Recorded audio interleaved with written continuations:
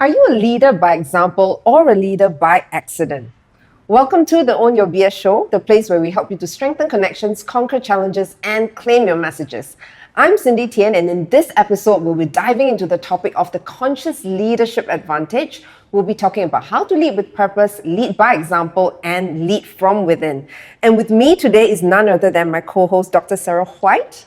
She is a keynote speaker, facilitator, counselor, and coach with a doctorate in emotional intelligence and specializes in speaking about the conscious leadership advantage. So welcome to the show, Sarah. Thank you. It's a pleasure to be here and to talk to you today. Yeah, you and I go way back. We've known each other for years right now. Yes, yeah, and I don't know whether you recall how we met. I think it was at the Keynote Women Speakers. We're both speakers in the directory. Yes, I believe we met at rehearsals for an International Women's Day event. Yeah. Way back, I think just pre-COVID. Pre-COVID. So we were doing a really lovely in-person rehearsal, and then of course at the INSEAD. At INSEAD, yeah. And then of course everything got cancelled and the world shut down. Yeah. So how strange is that? And here we are, like 5 years later, thankfully, things back to normal. What a relief. Yeah, and now we're doing this in person, like we're doing another recording at the studio. I know, because we did that, right? We did. It ended up being a recording at a studio, that's right. But very much on the distancing, everyone had masks on in between. There was only like one person allowed on the stage at once. So really. Wow, that must have been at least 5 years ago. And I recall I think you were pregnant then. I think I just... And you spoke about emotional equity. That's right, yeah. Emotional equity for International Women's Day, which actually is still one of my most popular topics for International Women's Day events, still, all these years later. So definite advantage with doing that for Keynote for the first time. Yes. And I love how this has sort of evolved to the conscious leadership advantage. And I really just want to go a little bit deeper into this today. So maybe, I'm curious, and for our viewers today, what does consciousness really mean and why is that so important to us? Okay, well, let me take the first part, which is what does it really mean? Great question. And I think for me, what it really means is it has to start with awareness. We have to be very aware of ourselves in terms of our own emotions, our own thoughts, even our posture and how our body affects how we're thinking and feeling. And it's really so that we can learn what's going on for us, work out if it's serving us or not, if it's working for the people around us or not, and then make adjustments as needed. So it's really this idea of moving from operating on autopilot, operating on default, to being more deliberate, more, conscious decisions, conscious choices that you're aware of making, not just doing things, like I say, by default. And the reason this is so important, I actually think it's getting more important. I feel like so many of us have such busy lives, lots of stress, and the more stressed we get, the more our focus narrows, the more we resort to our habits, the more we resort to what's happened before. But what worked for us in previous situations isn't always the best course of action, the best decision, the best way to communicate moving forward. So the reason I really think this is important is if you want adaptable leaders who are going to get the best out of their people, you need to start with conscious leadership and you need to start with the leaders themselves. I love that. And we need to start from the leaders themselves because we always say that the fish rots from the head, right? If the leader is not conscious, then how do we expect the team to be conscious? Absolutely. Yeah, and even when I think of what you mentioned about like this awareness and consciousness and how it sort of affects our decisions in life, a lot of people think that, hey, this sounds like a woo-woo thing, but I think it has such a huge ripple effect in our lives, right? If I think about the first 30 over years of my life, I was definitely somebody who was very unconscious. Not that I was asleep, I was living, but I was sleeping as I'm living. And I remember reading this book by Tasha Eurich. You probably know her. She's a psychologist and researcher, and she says that 95% of people think that they are self-aware, but the truth is that only 10 to 15% of people are self-aware. And I was definitely the 95% who is unaware. So what happened to me was because of this lack of awareness of my strengths, my talents, what's really important to me, I ended up, making a lot of bad decisions in my life, relationships, finances, wrong career choices 3 times. By the 3rd time, I was so sick of myself and I started to question myself, why are you making these decisions over and over again when it was so bad for you? Yeah, so I ended up going into jobs that I hated. And I remember the last job, I hated it so much that every time an email pinged on the phone, I had kind of like this visceral jolt of fear. Yeah, cold sweat and those twisted feelings in my stomach. And that led on to a ripple effect of many other problems because I just couldn't manage myself. So this is like a real life example of what it can cost us. And I'm just thinking when people are not conscious, it's actually quite catastrophic. It can be, absolutely. I mean, like you say, you end up stuck in jobs that you don't enjoy or actively dislike. But there's a lot of evidence coming through that your health can suffer, certainly like your relationships suffer, your own well-being suffers, but also your performance at work suffers as well. And you touched on a really important point there, which was like you had a visceral reaction. You actually had those physical sensations going on in the face of these really difficult jobs that you were experiencing, the emails that were coming in. And that's absolutely part of that awareness, because everything in our body and our brain is tied together. The way we feel, like in our gut, the thoughts we have, the feelings we have, that's the first point. And we've got so good at ignoring that because it's inconvenient. Because if I pay attention to it, I got to do something about it. Where actually, I think if we're paying attention to it, we're making more conscious decisions and we're moving forward towards a goal that we want to reach, aligned with the values that we want to have, living the life that we want to live. And that's so much better for us than the default driven decisions. The unintentional decisions. And then, I always tell my clients, I say, hey, don't wait until you arrive at one day when you're 80 years old. Then you realize, oh my God, all the decisions I've made are just unconscious, right? I was just going by the default autopilot mode. Absolutely. Just kind of being carried along in the current and actually not stopping to get out on the riverbank and go, is this actually the direction that I want to be going in? Exactly. Is this working for me? Is this what I want to be doing? Yes. And let's talk about this from a perspective of leadership. What is it? What has been your own experience with consciousness in leadership, and how did you come to realize its importance in this journey from your years of speaking experiences, your facilitations, and your trainings? So I think for me, it was really interesting. Whenever I was working with leaders, the first thing they would ask me, whether it was emotional intelligence or whether it was around habits or whether it was around resilience or feedback, how do I do this with my team? How do I, give feedback to my team? How do I make my team more emotionally intelligent? And my answer consistently over and over again was, well, it starts with you. You have to have this level of self-awareness. You have to be leading by example. Because if you're not doing it, they're not going to be doing it either. It really is about leading by example. I think one great example I can give is all around emotions and these really difficult emotions. Now, people will constantly tell me emotions do not belong at work. They make us look weak. They make us look unprofessional. They do not belong in the office at all. But my argument is those emotions are there anyway. And they are potentially undermining our decision making, like we already talked about, our communication, our relationships, whether we realize it or not.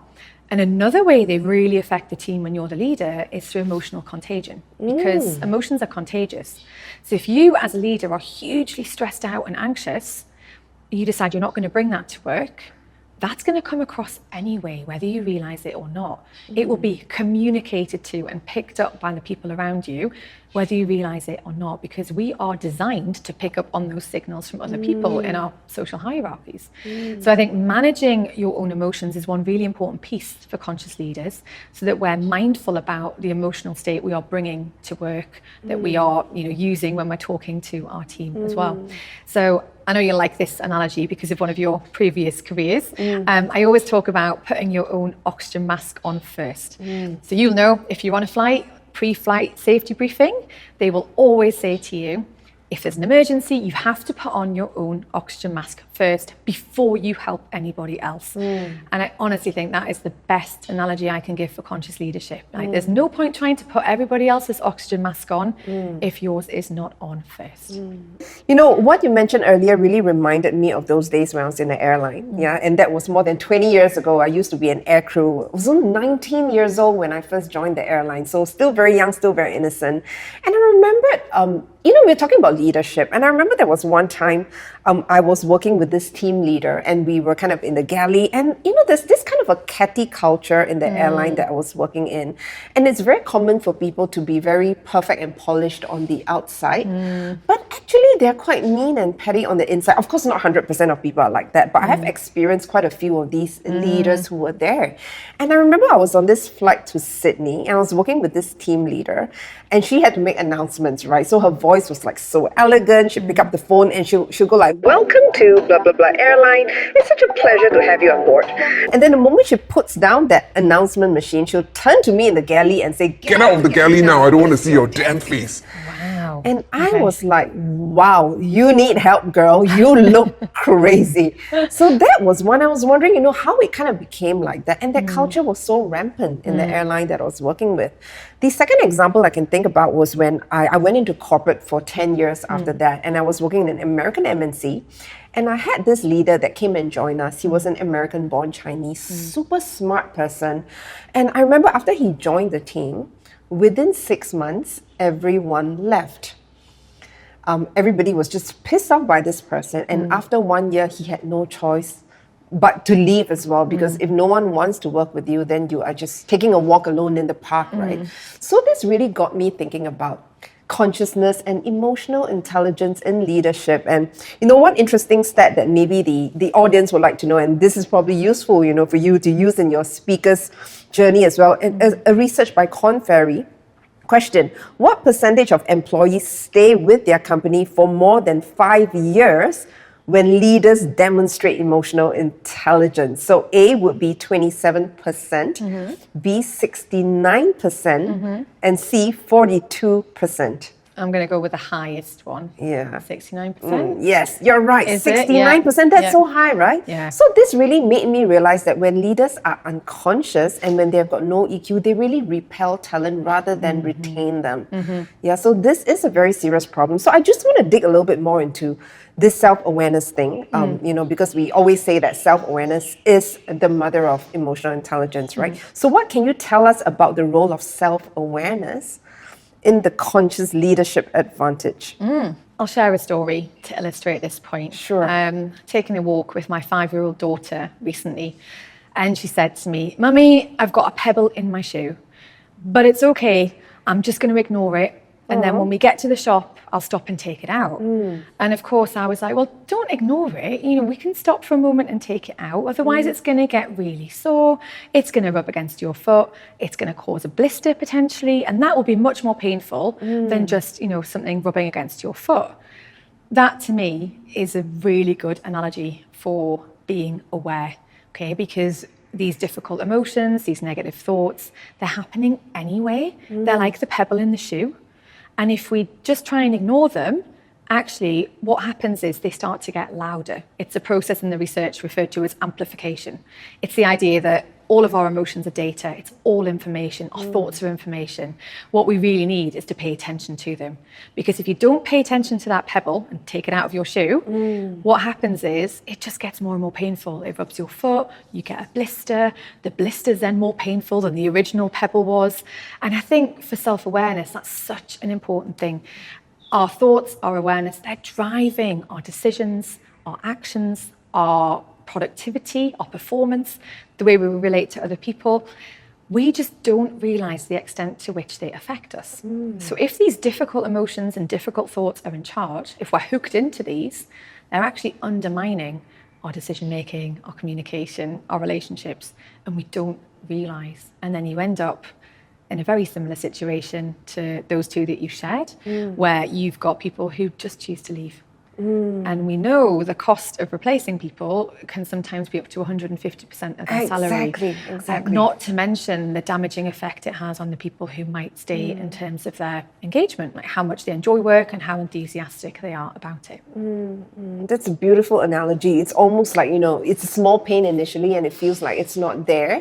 And you just leave it and it becomes like this huge wound as an emotional blister, right? Absolutely. So, we talk about emotions and emotional awareness, which is something that a lot of us I found it quite surprising, and this is a fun fact, that if you go and just ask a random adult, what emotions have you felt over the past week, and I've done this experiment quite a couple of times, people can only name up to 3 or 5 emotions at the most, especially in this part of the world. They would say things like, okay, I'm stressed up this week, I'm tired, I'm quite happy, maybe a bit excited, or I'm bored.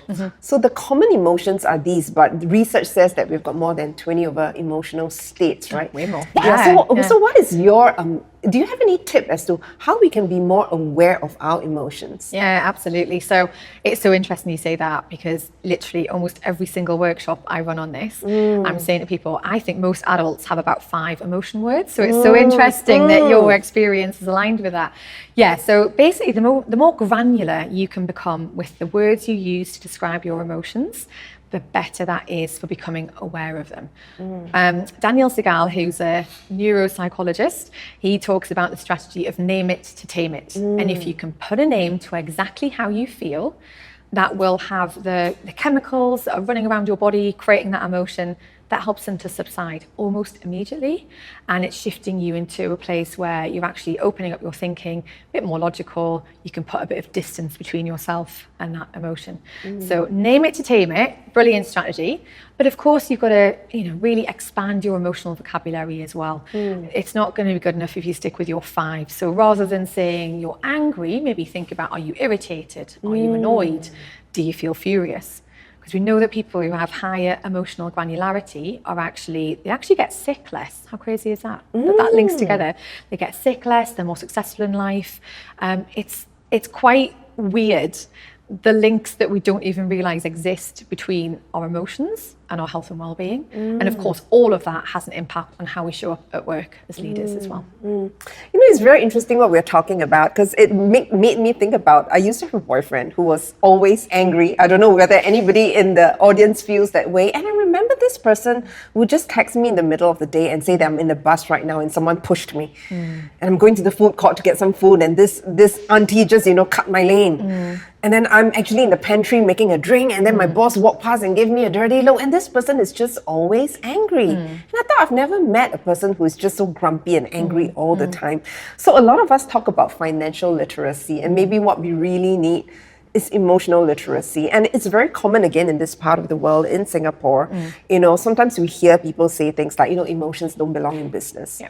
Or, I don't think we need to get emotions involved here because I'm a man, I need to be more macho. I hear this quite a bit. And sometimes when you work with companies that are a little bit more male-dominated, you hear things like that. And I always tell them that, hey, I'm not asking you to throw your emotions around, right? And to stomp your feet and to cry. But the purpose why we want to do this, and I always use this acronym called RUM, right? This alcohol, but we're not talking about alcohol here.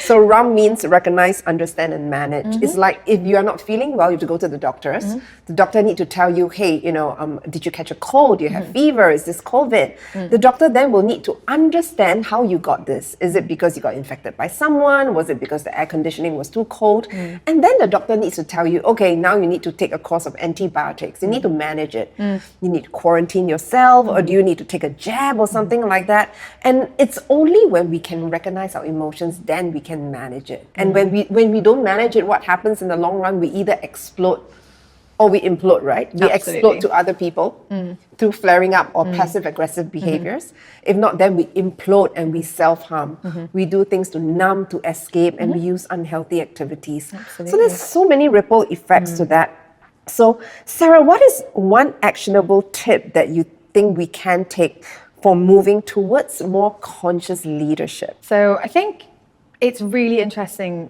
that you've just shared that, because I hear very much the same messages with audiences in workshops as well. I think the idea of curiosity here is a really valuable one. Just getting curious about what's behind that emotion. So moving away from judging it as this doesn't belong here, I shouldn't be feeling this, this doesn't fit in with my image of how a man should show up at work or how a woman should show up at work. Just move away from that for a moment, set that aside, and just get curious about what that emotion is actually telling you. Because all emotions are data. They are all telling us something. And if you talk about, those difficult emotions that we're not comfortable with, anger, fear, anxiety, they're normally telling us that there's something that is a potential threat to us and we need to move away from it. So if we can pay attention to that, the emotion's like, okay, great, job done, you've listened, great. If we don't listen, it's going to keep on tapping us on the shoulder saying, hey, you know that thing that's a problem? It's still a problem. And I'm just going to keep on getting louder until you address that. Same for positive emotions, though. They tell us what matters to us. They tell us what we care about. And you can think of emotions as well as fuel that propel us into action. So when we know what matters to us, when we know what's aligned with our values, we tend to move more towards that. We want more of that. So those feelings of excitement and joy and happiness, they're very motivating. It's good to have those and it's good to move towards those. So yeah, definitely getting curious, thinking of emotions as data and what's actually underneath what's going on. So I'll give you another example from my daughter, who provides me a whole treasure trove of stories here. We had an incident a few weeks ago where she came out of the kitchen and she turned her plate over with all her food on. In the middle of the meal? In the middle, I hadn't even started the meal, just turned the food over and it was on the table. And I was like, whoa, what's going on here? So of course I was like, this is not acceptable. What is going on for you that you are behaving like this? And she instantly broke down and was like, I'm just so tired. So instantly, that emotion was what was driving that behavior. Okay, now it's not all that clear cut when we're adults. We get much better at hiding it. We get much better at hiding it at work. We get great at hiding it in relationships. We get great at hiding it when managing our team. But there's usually something underlying behavior. Behavior is communication of some kind. And if we are ignoring the root of that, then we are actually not paying attention to what's driving us. I think a lot of people think that emotions are inherently good or bad, and they're not. They're just data, but they are fueling us into action. And it's the action that then is good or bad, constructive or not so constructive. So we have a choice, this is the way we feel, but we can choose the way we respond and we can choose the way we behave. And that, again, is what we're talking about when we're talking about conscious leadership.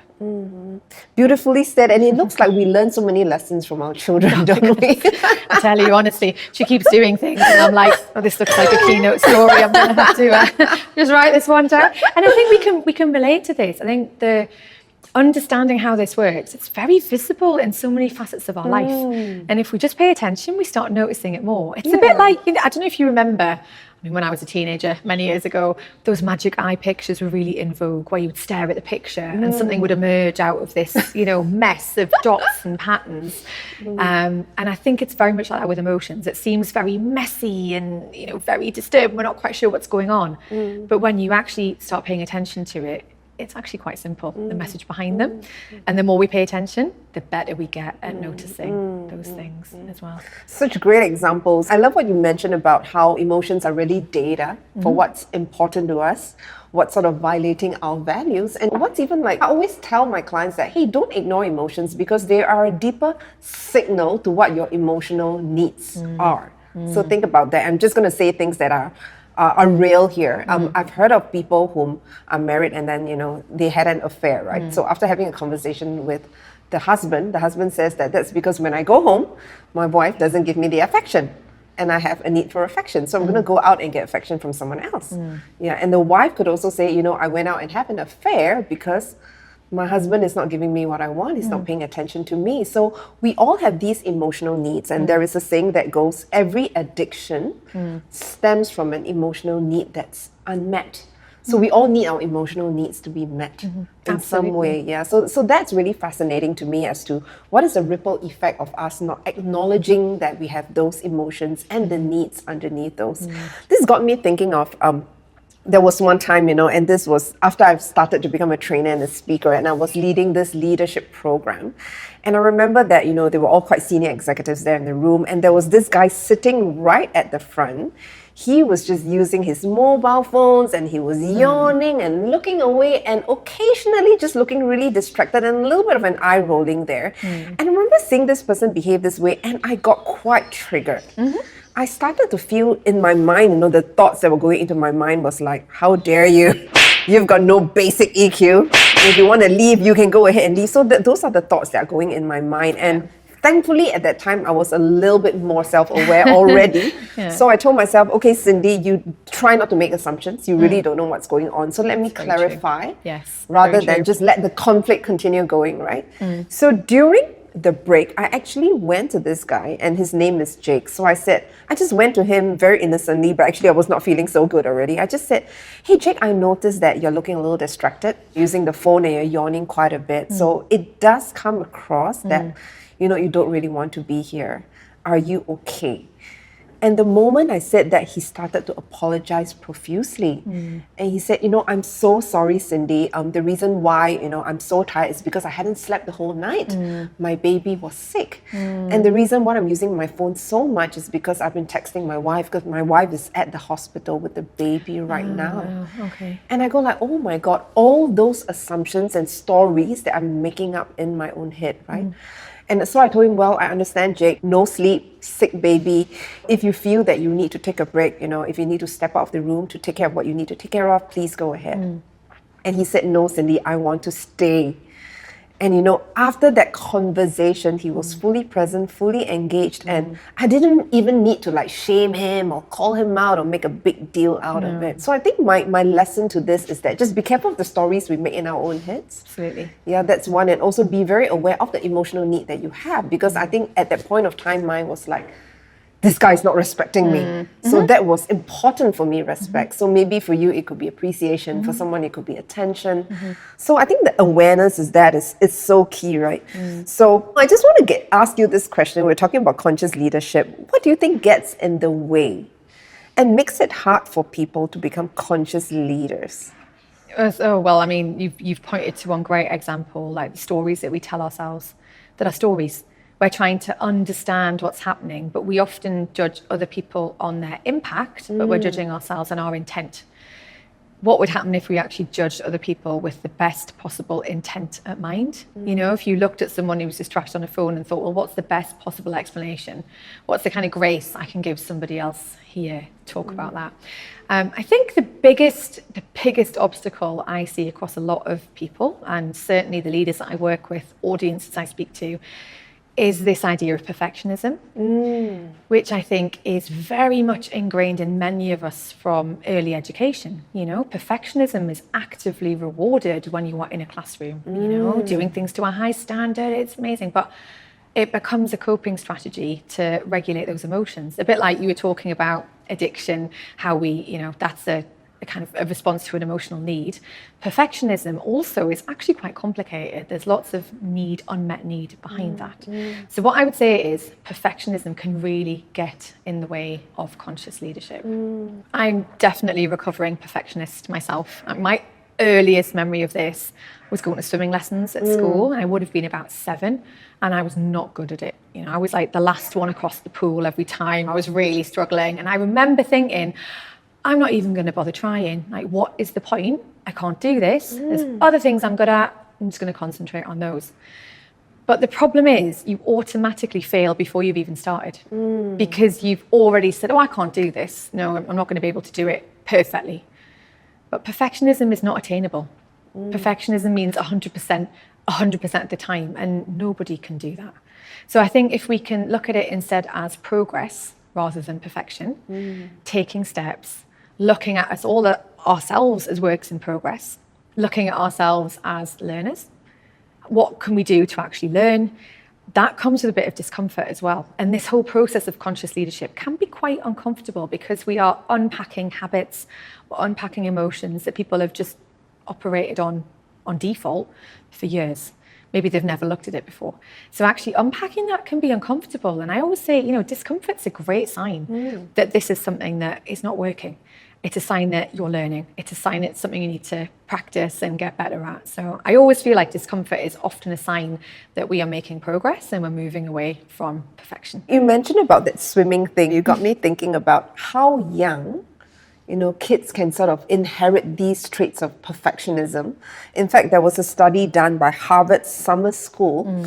They found that 85.4% of young people aged 16 to 25 identified as having perfectionist traits at that young age. Wow. And, I used to struggle with that sports thing as well. Yours was swimming, mine was running. Oh, okay. When I was young, I used to be an athlete. I used to run really fast. I'll take part in school sports days and competitions. And I think when I was about 10 or 11 years old, it was a sports day I took part in, and I came in third.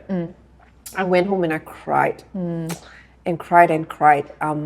I called my friend and she said, "You were the top 3. Why are you crying?" And I remember telling her, "I don't feel worthy unless I'm number 1. I really did not know where that come from, but I just realized that how these perfectionistic traits can be inherited at such a young age. And now we're getting a little bit better, but I know it's common among women, so common among women. There was this lady I was coaching and she's a leader. She had the same perfectionistic struggle and she was doing a speech. I was coaching her to do a speech and she was just agonizing about the fonts on her slides. Yeah, and I swear she was debating whether she should use Arial or Calibri for like 2 hours, and she would be going like, "Oh, is this 10 or 10.5?" And her team got so upset with her because they just could not work with her. They could not meet her excellence. So it was all a mess, right? So one of the things that we had to work with her was to, how can we let go a little bit more?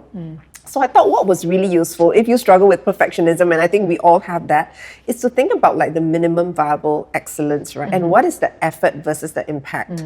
So one of the things I got her to do was to kind of define what will be the minimum standard in this case. Yeah. So what can we focus on rather than the nitty-gritty? Can we ask ourselves, okay, as long as the data is accurate, it looks professional, we don't need it to be perfect. Yeah. And maybe let's just set a time limit for how much you want to work on this. So 2 hours and that's it. And even during the 2 hours, can we focus on activities that are impactful rather than the nitty-gritty because someone else can do it for you? Yeah. So it actually took, I would say, at least 6 to 9 months for her to break out of that perfectionistic behavior, right? So even these perfectionistic behaviors actually takes us years to build up. So when we want to let go of those behaviors, we need to kind of give ourselves the grace and time for that and to allow it to be like imperfectly progressive. No. And I think when you're a leader managing a team, you need to be mindful of the way you're giving feedback so that you're encouraging learning. If you want innovation and you want creativity, things are going to go wrong. There's not a perfect, unimpeded path to innovation and creativity. You have to have psychological safety. You have to make it safe for people to try and to fail forward and to recognize that's part of the process. So if you're managing with a perfectionistic mindset of it all has to work perfectly all the time, that will be communicated to your team, and that is not a psychologically safe environment for them to try out new things and experiment in. So this definitely carries over to our leadership as well. I read a great article that said, if you just do 80% of whatever it is you're doing, work to 80% as a perfectionist, no one's going to tell the difference on that last 20%, like your client. No one's going to tell the difference between the font. 80% is the data. Does it look professional? Is it pretty consistent? Do we have everything we need in there? The nitty gritty that perfectionists get really bogged down in is that last 20%. No one else even notices that. Work to 80% and leave it there because done is better than perfect. So another little tip for all those perfectionists out there. And we kind of need to constantly remind ourselves of that as well. And one of the questions I also have to constantly remind myself is that the extra time and effort that I'm going to be spending on this, is it really going to make like a meaningful difference? No. Or is it just because of our ego and the way we are coping, or we're not feeling good about ourselves? We just need to kind of be very anal about these things. So very common for women. So how do you respond to people who are still very skeptical about conscious leadership? So I laugh at this because literally a lot of rooms that I'm in Asia, people are like, what is this? Emotions. We're not talking about emotions at work. We don't want to talk about thoughts at work. This does not belong at work. There's a high degree of skepticism about this. I feel like people have a lot of misunderstanding about it. They see it as logic or emotion, or performance or emotion. And they also see emotions and thoughts that we have automatically as something that we can pick up and put down. We leave emotions at home. We don't bring them to work like it's a choice, like it's a jacket we can take off. That's not how they work. It's emotions and performance, and it's emotions and logic together. So generally when I'm talking to people, I will always start with the neuroscience behind this, how our brain works, how it operates, why we need to understand that, how habits work. You mentioned about perfectionistic habits being really ingrained, what it takes to establish new habits, what it takes to evaluate those and think, are they working for me? Are they working for the people that I'm leading?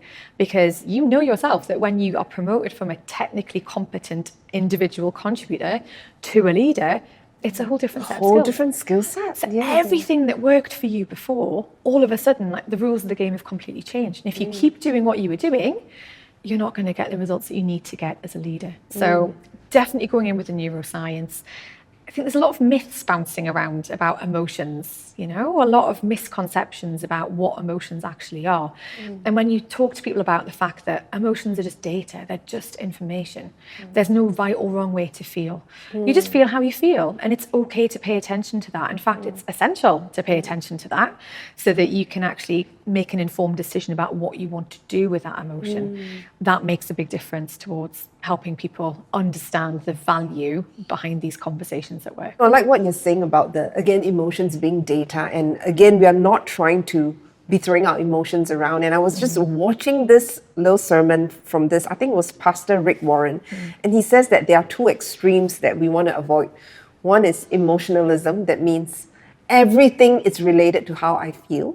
That's one area we want to avoid, because if we are emotional and following our emotions all the time, who knows how many affairs we're going to be having.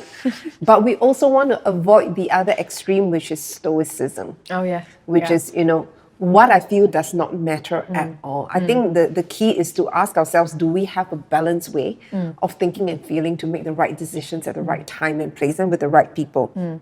Yeah, so any final tips for people who want to step into conscious leadership? If you have 3 final tips for people who are watching this and they're saying, I'm a leader, what are the immediate 3 tips you can give me right now for me to be more conscious as a leader? What would you tell them? So I think understanding that these things are with us whether we realize it or not. So self-awareness is that first big step. Just start by noticing what's happening. Like you talked about your interaction with someone on their phone during a workshop. Just start listening to what stories am I telling myself? What emotions do I have going on? Journaling can really, really help with that. That's always helpful. And honestly, I think not even 3 tips, that's my 1 tip. Just start noticing, just start paying attention. When you notice, just accept that without judgment. Don't try and change it. Right? Don't try and adjust it. Just notice it and go, okay, that's how I feel. It's okay to feel that way. I'm going to allow myself to feel that.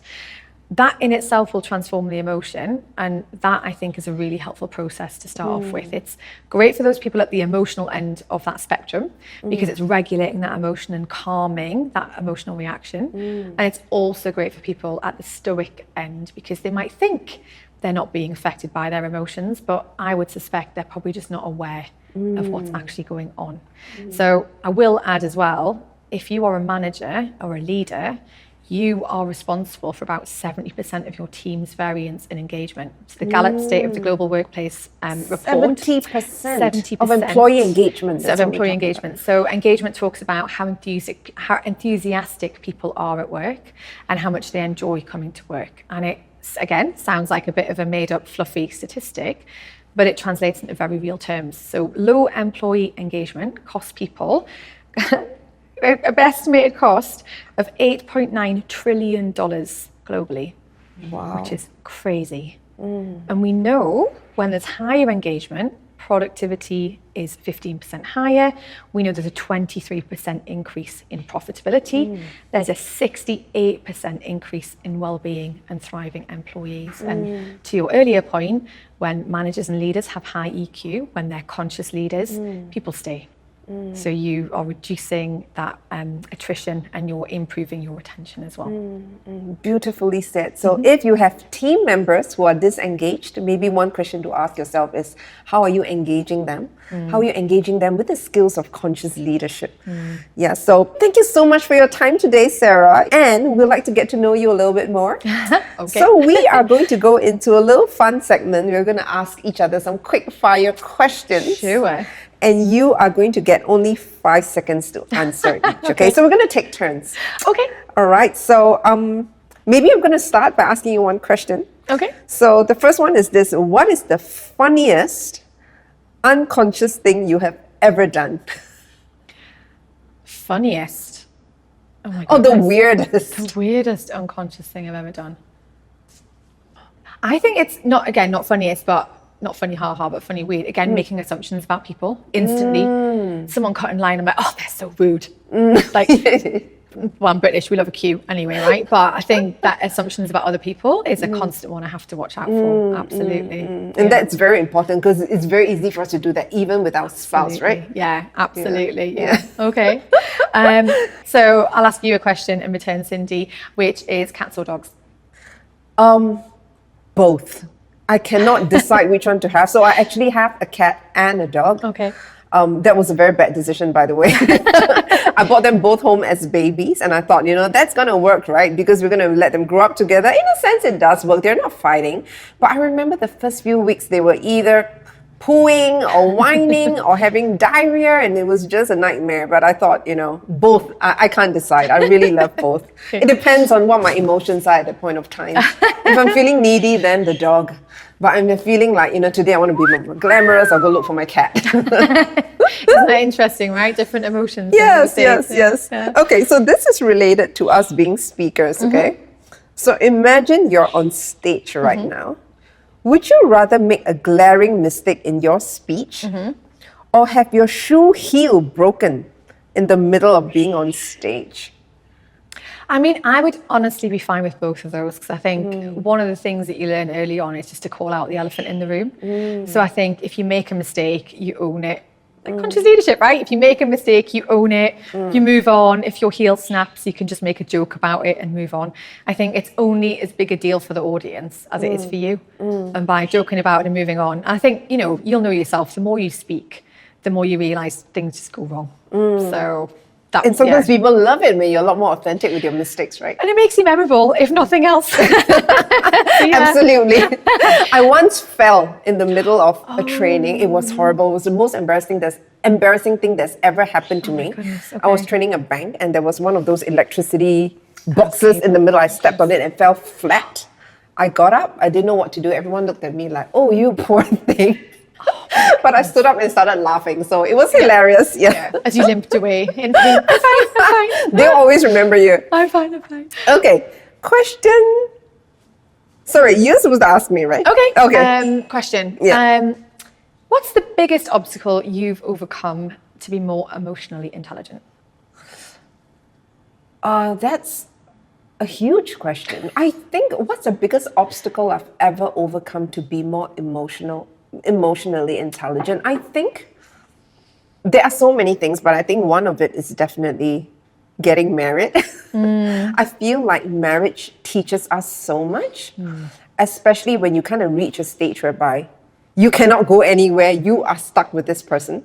So you kind of have to decide, hey, do I want to make it work or do I want to be miserable? And the truth is that, we cannot change people, right? We cannot change people. There are certain things that we can do to try and influence them. But people will change when they want to change. But when that person cannot change, can you still accept that person? Can you still not allow yourself to be so triggered? Pay attention when that person is triggering you and to ask yourself, how am I going to respond in this situation? Because you cannot run away from that person. The person is also your spouse, right? So I think marriage has taught me to be a lot more EQ-ish. Yeah. It's tough. And I'm not a mother. I'm a fur mom. And I believe that having children is like the next level of learning about emotional intelligence. I think like it's EQ on like high velocity, like sleep deprived EQ, and actually unlearning a lot of triggers, like you say. I think there's actually research around first 3 years of your child's life. You're unlearning a lot of the triggers that you have already had. And there's something around like the biological thing of having children. I think it happens to mums and to dads, that there's some rewiring in the brain to kind of accommodate this new arrival and how you respond to to your child. After it was like that child. To that.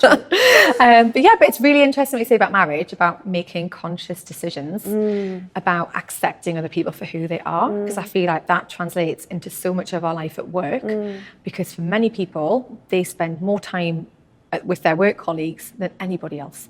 Friends, family, children, anyone. So I feel like a lot of those principles transfer so well to conscious leadership at work. Absolutely. Right? And sometimes it's just, we talk about like parenthood and being in a marriage. Sometimes the next decision that you need to make is, what is the best thing I can do right now? Right now. And being just even compassionate to yourself that, I'm not in the best state. Yes. Yeah. Yeah. So there's so much to it. Okay. Absolutely. Question 3. What's your go-to stress food that you still enjoy till today? Go-to stress food. Oh, well, so I'm from the north of England, so we have a love of all things carbs.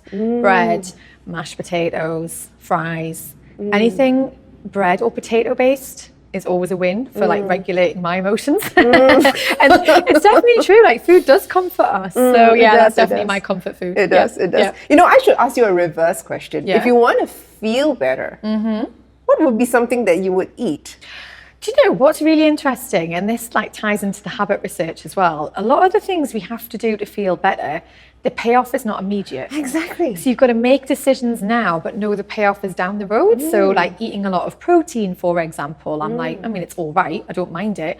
I don't love it like I love bread. But making those decisions now does make you feel better further down the line. So yeah, I think protein for me is always one, you know, fruits, veggies, all the stuff you're supposed to be eating does make you feel better because it obviously has an impact on your emotions and your body. Yes, so it's all after that, right? all systemically like linked together, isn't it? Yeah. I once heard someone said that self-care, whatever activities you think is self-care, it needs to make you feel better after the activity. Yeah, you're not like waiting during the activity. for a delayed reaction. Yeah, absolutely. Yeah. So I'm going to ask you, coffee, tea, or tequila? Oh, not What tequila. makes you the most conscious? Oh, definitely not tequila. Oh, I can't drink it. I hate the taste of tequila. Coffee, I would say, because it kind of resets my sleep-deprived state after children. And so I can actually focus on what I need to be doing. But yeah, I have to ask the question back to you. Go on. Coffee, tea, or tequila? What makes you most conscious? I am going to choose beer.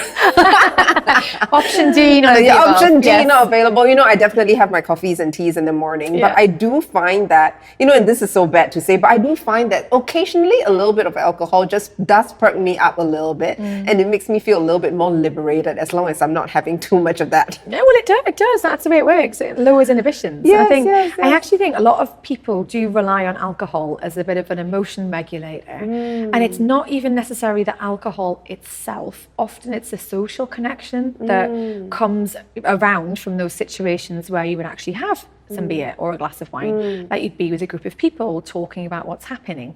So I'm a little like, is it the actual alcohol itself, or is it the social connection, or is it some combination of both of those things? So yeah. So I like having one or two glasses. Sometimes after one or two glasses, I want to have like a pint. So that's not a very emotionally intelligent decision. Well, we've got to be careful as well of, you know, using these as coping strategies. Exactly. So, and I have to be very careful of that. It's a The slippery slope. tendencies. Yes. Yeah. Okay, question 5. Which household chore best describes your leadership style and why? Probably outsourcing. Delegating. That's a household chore. Outsourcing the household chores and learning how to delegate. Honestly, that really popped into my head because I'm such a control freak, perfectionist. And if I've ever had to, like, you know, leave some, I mean, we have an amazing helper, thank goodness. We are so lucky. I had to consciously relinquish control of a lot of things, how the kitchen was organized, how the cooking was done. I was like, right, here's what's happening now. Here's the end result. The A to B is no longer my business. That's her job. And actually just stepping back and being like, me breathing down her neck and micromanaging everything that she does is not going to get anything done any better. And it's certainly not going to help harmony. So I think learning to delegate, relinquishing control has actually been a really good learning for me. Not having to iron, which I absolutely hate. So yeah, it's probably a lesson there somewhere as well. But yeah, not ironing anymore has been a wonderful thing. So yeah. Okay. That's really, really cute. So delegation. Delegation. But not just the delegation, like relinquishing control and trusting other people to do their jobs. And also being able to give helpful feedback. And to kind of way just that builds trust, the right? It helps relationship. to let go of the perfectionistic behaviors. Absolutely, yeah. It was a big exercise for me at home, which sounds ridiculous. And I realise it's coming from a completely privileged place of having someone who does so much for us, and we do appreciate that. That was a really good learning for me. Yeah. Very nice. Yeah. Okay. So, question for you. Yes. Are you a sunrise person or a sunset person? Well, it depends on what I want to do at that time. If it's work, sunrise. Yeah, I feel that I do my best work when I am just fresh from sleep. But if I feel like I want to get into a very creative, very, I would say, in touch with myself mode, then it will be sunset. I know it sounds a little bit odd, but that's just how I feel. And I feel that, and sometimes when I get into the creative mode, it's also a good time to do a little bit of work. But energy-wise, definitely the sunrise person. So again, I think, this speaks to conscious leadership too, because you're very self-aware and you know what time of day works for certain tasks. I think, again, so many people are on default and trying to work against energy and circadian rhythm. Actually, it's really helpful to be aware of that. That is such a good point. That is such a good point. So now I've kind of decided that, you know what, every morning when I wake up, I'm not going to do anything else except write something. So I could be writing a book, writing a social media post. I'll do my most brain energy inducing type of work in the morning, because I know if I don't get that done within the first 2 to 3 hours, I would never do that for the rest of the day because I'm just feeling really tired. So I don't take meetings in the mornings. I mean, if I'm doing a full day training, then I have to, but I'm very aware of that. So it has been quite helpful in productivity levels. So conscious leadership helps with productivity as well, right? Everything, productivity, performance, habits, you name it, it helps. Sarah, thank you so much for bringing your wisdom and your practical insights to our audience today. So please tell our viewers here, where do you think people can find you? Oh yes, so I'm on LinkedIn. My name is Dr. Sarah Whyte, Whyte with a Y. It's actually the Scottish spellings, there we go. And you can also find me on my website at www.drsarahwhyte.com. Lovely, and I'm sure many people will be looking for you. Yeah, and I'm so excited, for our viewers to be watching this session. And if you're a viewer, we hope these conversations about conscious leadership have sparked something in you. Perhaps a reflection, some level of curiosity, or even a commitment to do something different this week. So thank you for watching this episode of Own Your BS, and we'll look forward to seeing you in the next one. Oh, you're very good, Cindy. You should be a TV show. Honestly, I feel like you missed your calling. Thank you. Cheers. You're just nice. Cheers. Hey, look at that. Minute to go. It's almost like we do this for a job. Cool. That's good. Enjoyed that. How do you feel? Yeah, good. I had a few mental blocks that I knew that would happen.